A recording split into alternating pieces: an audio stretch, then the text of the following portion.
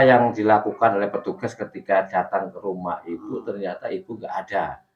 Itu bukannya saya nggak ada, kadang saya ada di rumah, kadang keluar, terus ya itu gedor-gedor, sandal disembunyikan, diambil, dibuang, terus sabun-sabun itu ini sama itu, terus listrik dimatikan juga. Pintu saya sampai juga rusak itu. Apanya? Pintu. Pintu. Handle-nya itu loh, kan banyak kan oklek.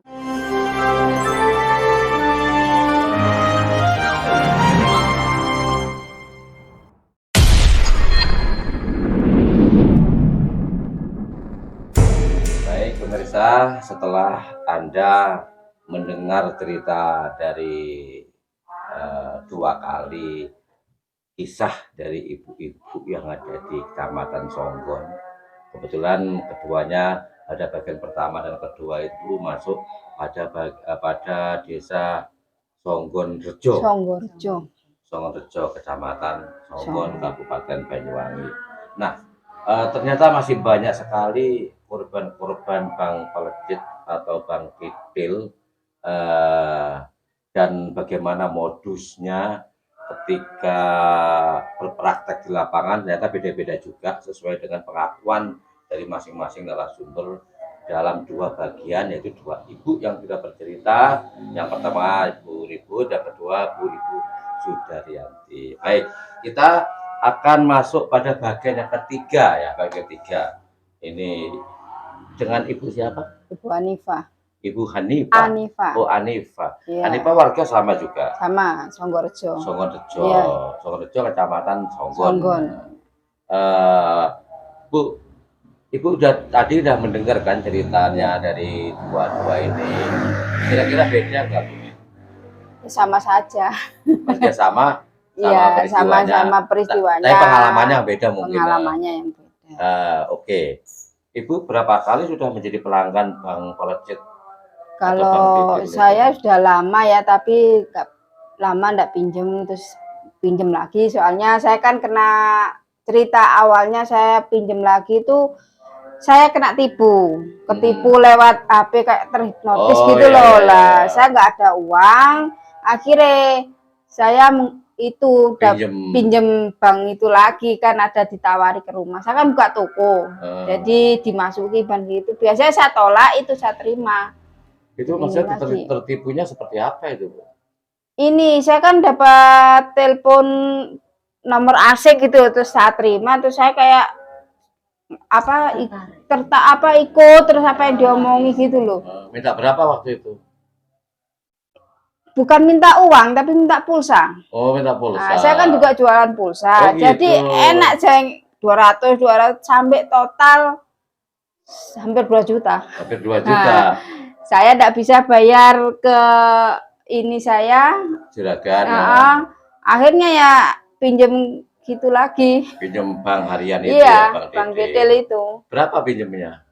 Waktu itu saya pinjem 2 juta. 2 juta, nerima bersihnya berapa jenengan? 2 juta dipotong 200, tinggal 1.800.000. 200. Iya. Setorannya? 2 juta, setorannya 260. 260 per minggu. Kali 10.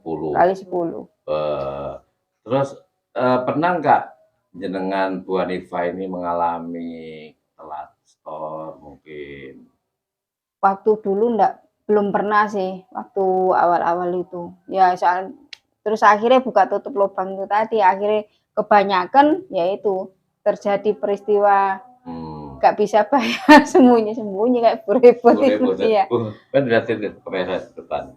Nah, terus ketika Ibu tadi cerita pengalamannya saat tidak bisa setor, akhirnya harus delik ya. Iya, sembunyi-sembunyi. Bu Ribut. Apa yang dilakukan oleh petugas ketika datang ke rumah Ibu, ternyata Ibu nggak ada? Itu bukannya saya nggak ada, kadang saya ada di rumah, kadang keluar, terus ya itu gedor-gedor, sandal disembunyikan, diambil, dibuang. Terus sabun-sabun itu ini sama itu, terus listrik dimatikan juga. Pintu saya sampai juga rusak itu. Apanya? Pintu. Itu. Handle-nya itu loh, kan banyak kan Oh, oklek digedor-gedor. kenapa nggak dilaporkan ke Polsek ada pengerusakan itu? Ya maunya tapi nggak ada temennya ya sudah biarin Saksinya aja. nggak ada. Iya, nggak ada saksi mau ini. Terus burung saya aja peliharaannya suami saya dilepas juga. Benar harganya mahal dah. Enggak terlalu mahal, cuma 300. Tapi ya itu dilepas. Tapi nggak berani ngomong ke suami saya kalau yang lepas bang itu. Kalau ngomong ya ini marah. Akhir-akhir kan baru bulan Desember saya nggak bisa bayar, saya stop. Itu nggak bisa bayar itu mulai bulan Desember. Daripada saya lebih bengkak lagi, akhirnya saya sembunyi, nggak bayar. Ya itu peristiwanya ya, burung dilepas, listrik dimatikan. Terus ada yang ya buku nikah, saya kan ada ya juga yang naruh buku nikah. Buku nikah saya itu sudah lunas, nggak dikembalikan. Soalnya saya pernah telat. Buku nikah itu apa? Jaminan. Jaminan. Itu jaminannya buku nikah. Terus pernah saya nggak bayar, telat gitu, bukan yang bayar, telat malam saya suruh datang lagi, itu marah. Buku nikah saya nggak dikasihkan padahal sudah lunas. Sampai sekarang? Sekarang sudah. Bu, sekarang udah lunas berarti semuanya ya? Ada yang belum, ada yang tinggal 200, 150. Itu pada berapa bank itu yang pinjam itu? Bank retail itu? Kalau banyak, tapi ini tinggal dikit-dikit. Yang bank setan yang disebut Burebut, itu yang ambilnya banyak itu sudah habis. Tinggal yang biasa-biasa itu. Tinggal ada yang 200, ada yang 300, ada yang 60. Tapi untuk potongannya sama enggak, Bu? Kalau yang itu kan yang bank setan itu yang beda, yang besar sendiri itu 20% kan? Oh, yes. Kalau yang itu 10%. Yang bukan bank setan, yang Jemberan itu, yang katanya Bu Rebut sama Bu Sudaryati itu bank setan itu, yang disebut bank setan itu 20%. 20% sama administrasinya ya hampir 30-40%. Gila banget. Iya, banyak itu. Itu yang memberatkan. Tapi ya namanya saya butuh. Ya itu tadi, gali lubang, tutup lubang, akhirnya bengkak. Lubangnya nggak ada yang ketutup akhirnya ya? Ya, akhirnya kan terus daripada saya ini pusing ya, stres, akhirnya terus terang ke suami. Meskipun awalnya dimarahi, tengkar tiap hari, tapi akhirnya kan yang didahulukan ya bang setan itu. Diselesaikan. Ya, diselesaikan. Bu, waktu pinjam memang Ibu apa seizin atau tanpa sepengetahuan suami? Tanpa sepengetahuan suami, kan sembunyi-sembunyi. Oh gitu. Iya. Bayangannya Ibu ya, ketika pinjam tanpa sepengetahuan atau tanpa seizin suami, itu bayangannya Ibu gimana? Apa ada ketakutan nanti takut ketahuan? Iya, awal ya takut di ini sama suami ya, tapi ya pinter-pinternya saya gimana caranya. Iya. Ya itu tadi, supaya ndak ketahuan ya, pas nggak ada uang untuk bayar akhirnya pinjam lagi, cari pinjaman ini ke sini.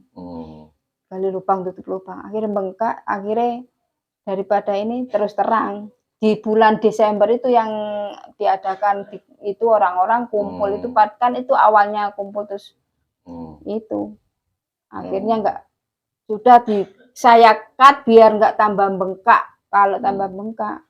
Tapi yang telat-telat tadi kan sampai merusak, melepas burung, mematikan lampu, terus ngambil sandal. Ketika datang lagi Ibu pernah nggak menegur itu? Oh, saya tegur. Saya ngomong suami, terus kata suami nanti kalau datang lagi bilang, suami saya belum bisa datang, saya nggak sembunyi, saya tunggu memang. Gitu ya. Jadi saya tegur langsung, saya marahi. Saya bukannya nggak bayar, tapi belum ada uang. Tunggu. Kok kamu sembunyi-sembunyi uang, sandal kamu lempar-lempar, kamu buang, kamu ambil. Ya, soalnya saya tahu dia orangnya. Ngaku nggak dia? Ngaku, saya tanyai, kamu yang itu sandal saya, kamu yang ini. Iya ngaku. Terus ada nggak permohonan maaf atau penyesalan dari yang bersangkutan? Enggak. Sama sekali ya? Enggak minta maaf. Terus Ibu kan dengan nada keras waktu marah pada si petugas itu. Reaksi dia gimana Bu menghadapi jenengan? Ya dia juga marah, karena soalnya saya enggak bayar. Saya enggak ada uang. Nanti saya nemui kamu tengkar, kamu suruh. Buktinya sekarang saya aja kamu suruh pinjem. Kan ada pengawasnya juga waktu itu datang Berapa sama orang? 2 orang kan, pengawasnya sama Setiap penagih berapa orang? 1, cuma kalau akhir bulan 2 orang. Hmm. Pengawas sama yang bagian nagih itu. Gitu. Iya, saya disuruh nyari pinjamannya sama Bu Sudaryati sama ceritanya. Kalau ditunggu saya tunggu, ya. Ditunggu pokoknya sampai dapat uang. Ya saya bilang kalau dapat uang apa saya pinjam lagi, uangnya siapa ini? Saya marah. Makanya saya sembunyi tuh enggak mau banyak omong gitu loh, daripada tengkar dengar orang, untuk mending menghindari pertengkaran itu tadi aja. Bu, tadi kan baik Bu Sudaryati, Bu Ribu sama-sama punya keinginan supaya ada solusi dari pemerintah, minimal lapor lewat perangkat desa. Bu Ribu sendiri gimana? Apa sama juga? Iya, saya ada keinginan lapor, dan Pak Budi itu kan sudah ini katanya mau dibantu dikasih solusinya ke dinas koperasi. Itu saya tunggu itu. Berarti Ibu juga punya sama ya, punya keinginan seperti yang lain. Iya. Desa ini bebas daripada setan tadi itu ya, Bang Titil itu. Iya, kalau bisa kan seperti yang di daerah mana itu ada tulisan dilarang masuk. Daerah Kedoring itu mungkin. Iya, ada 2 daerah kan, Blimbing Sari sana loh. Blimbing Sari sama Rogo Jambi itu kan ada tulisan. Kan memang enggak boleh masuk karena sama kejengkelan masyarakat dan perangkat terutama ya. Iya.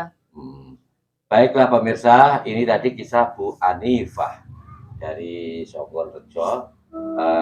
Saya punya pengalaman yang beda juga ya. Yang jelas semakin menarik dan tetap berkeinginan pemerintah supaya ada membantu solusinya supaya warga masyarakat ini tidak lagi tercekik dan terlilit oleh ulah dari kelompok-kelompok Bang Pelecit gitu ya. Oke, nantikan pada kisah dari Ibu yang keempat juga sama, korban dari Bang Pelecit.